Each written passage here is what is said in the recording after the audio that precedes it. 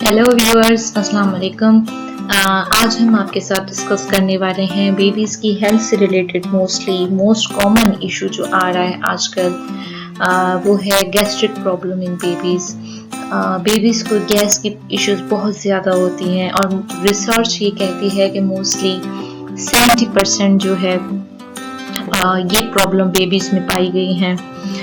तो पहले हम सबसे पहले बताएंगे आपको कि क्या सिम्टम्स होती हैं जिसकी वजह से बेबीज़ को ये इश्यूज आ रहे होते हैं। मोस्ट कॉमन सिम्टम जो होती है वो होती है कि आपका बेबी जो है जब फीडिंग पे होता है, ब्रेस्ट फीड लेता है, तो वो एक्सेसिव जो है वो फीड ले लेता है या बहुत ही जल्दी से वो फीड लेता है। तो एक्सेसिव सप्लाई की वजह से भी उनको एयर इश्यूज होता है, जिसकी वजह से भी उनको गैस प्रॉब्लम आती है।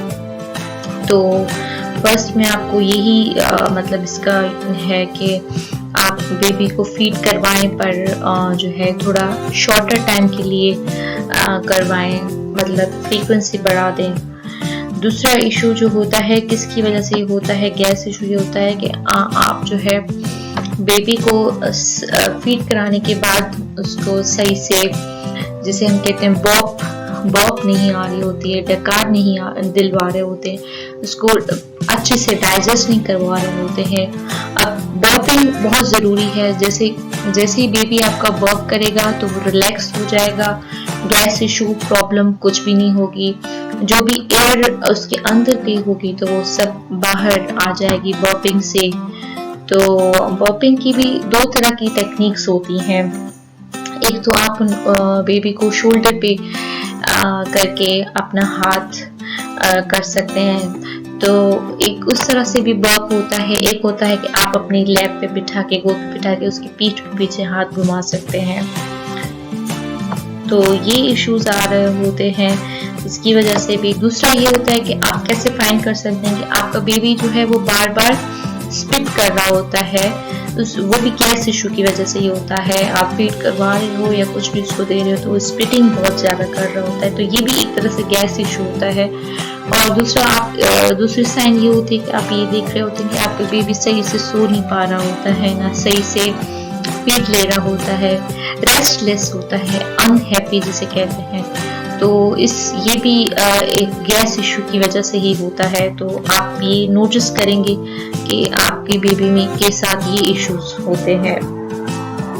दूसरी ये कि न्यूबॉर्न बेबी जो है वो आपको मोस्टली यही नज़र आता होगा कि वो रोते बहुत ज़्यादा हैं और रोते रोते उनका फेस भी रेड हो जाता है।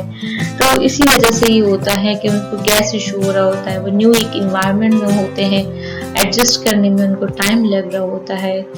तो जो है ये इश्यूज आ रहे होते हैं, जिसको अंडरस्टैंड करना बहुत ही ज़्यादा ज़रूरी है।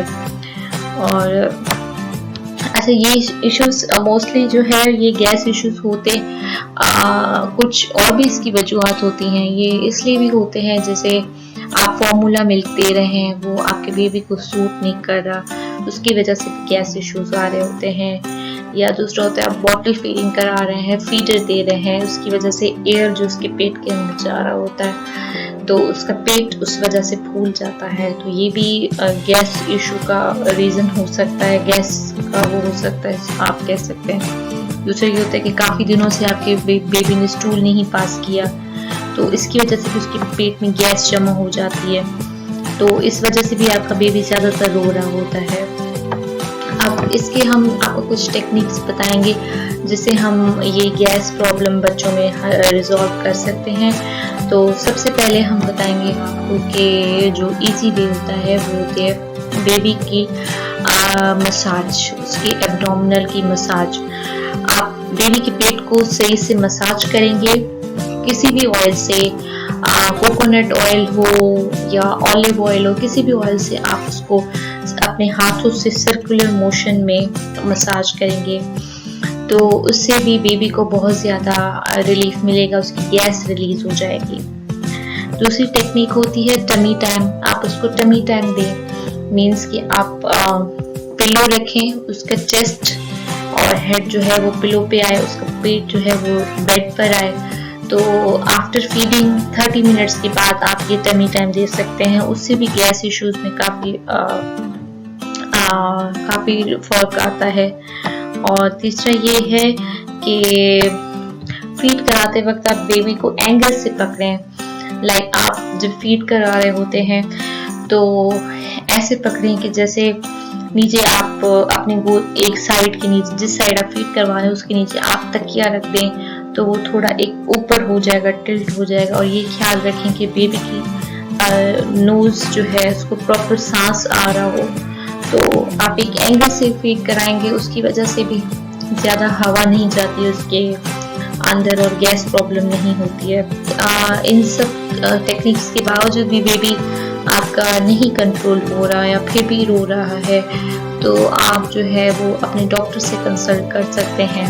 बट एक सेमिथिकोन ड्रॉप्स भी आते हैं, वो भी गैस रिलीज करने के लिए हम बेबी को देते हैं। बट फर्दर आप अपने डॉक्टर से पीडियाट्रिशियन से कंसल्ट कर सकते हैं। दोस्तों ये थी हमारे बेबी से गैस के इशू से रिलेटेड ही हम करेंगे। तो thank you so much. Like करना और सब्सक्राइब करना मत भूलिएगा।